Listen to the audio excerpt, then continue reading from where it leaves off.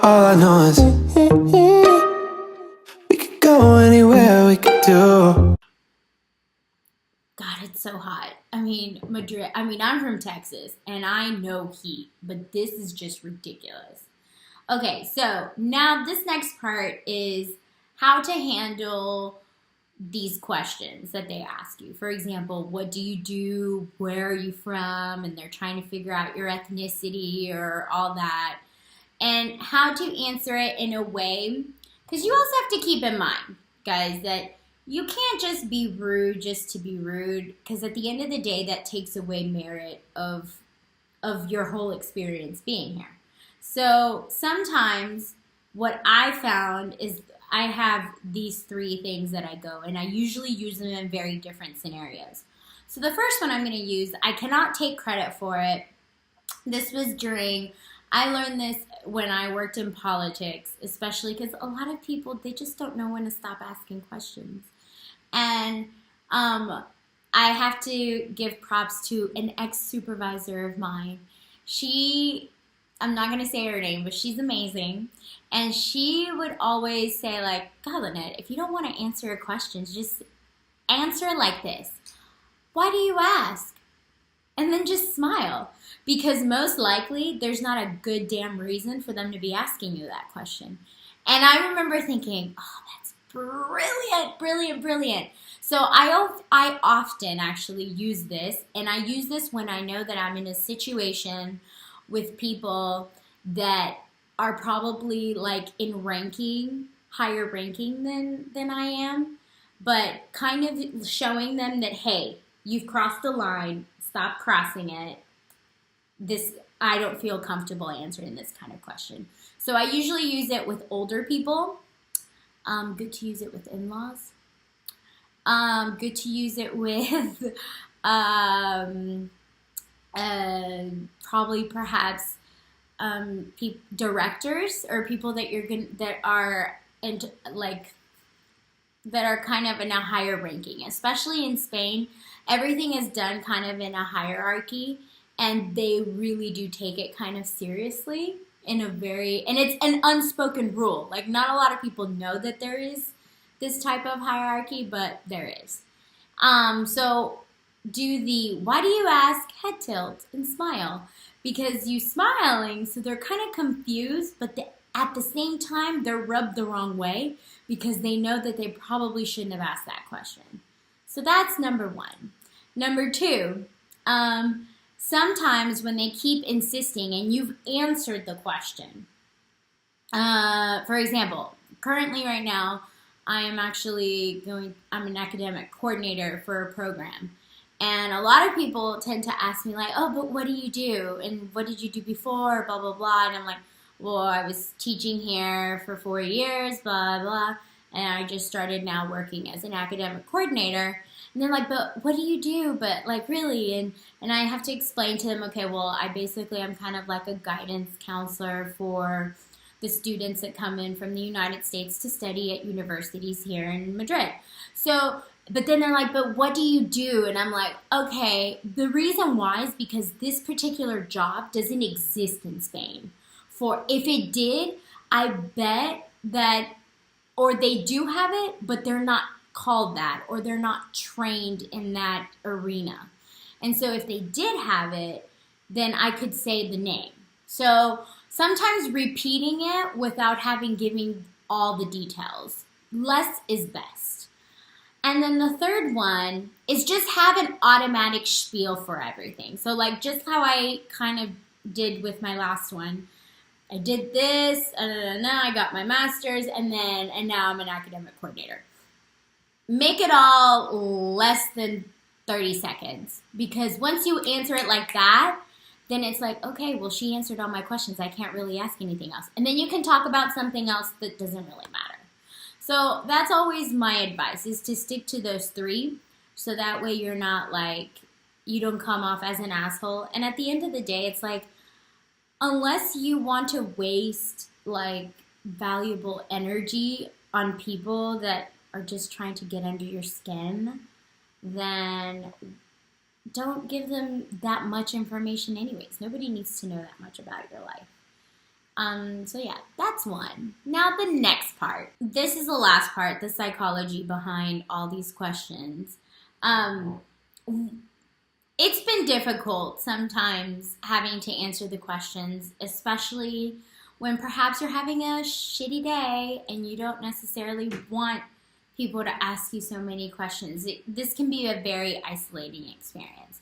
So, one of the things that I try, and I don't do it all the time, but that I try to do is try to mentally prepare myself that if I meet someone, these are the questions that are going to arise. Because the truth is, you don't look like a Spaniard. So they're curious about who you are and where you come from. And I think a lot of it has to do that Spanish culture is very much about trying to socialize and trying to be a part of a group, and everyone it's just the part of the culture.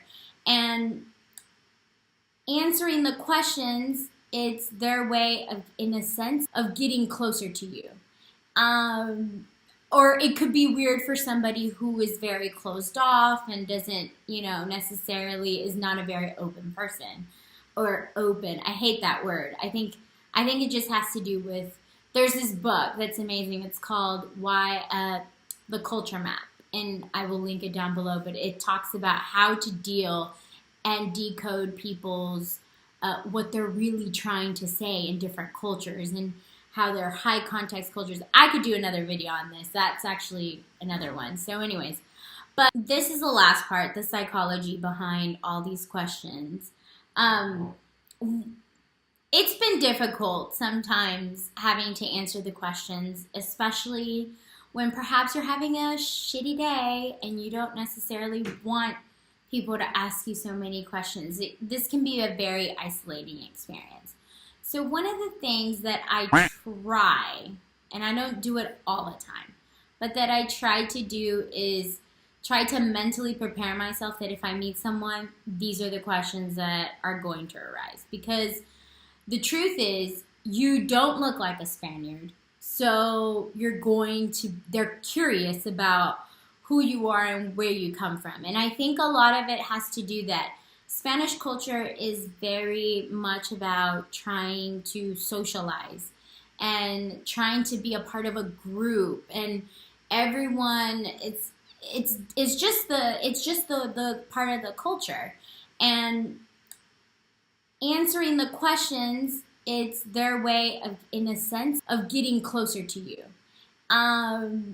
Or it could be weird for somebody who is very closed off and doesn't, necessarily is not a very open person.